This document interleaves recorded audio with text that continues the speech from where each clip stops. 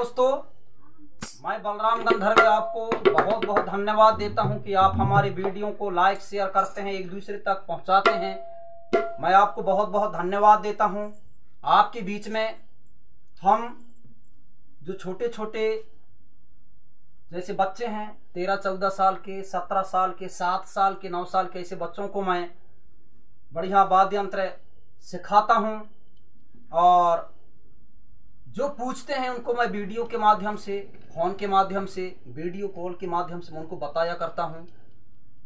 आप हमें बेझिझक पूछ सकते हैं, ऐसा नहीं है कि मैं ना बताऊं। तबला, बेंजू, बांसुरी, हारमोनियम के बारे में संगवारी वापन के बीच में हम ले चलते हैं एक प्यारा सा भानु रंगीला जी का गीत का एक म्यूजिक तबला बेंजू के माध्यम से। संगवारी हो तो लाइक शेयर जरूर कीजिए, एक दूसरे तक पहुंचाने में हमारे मदद कीजिए।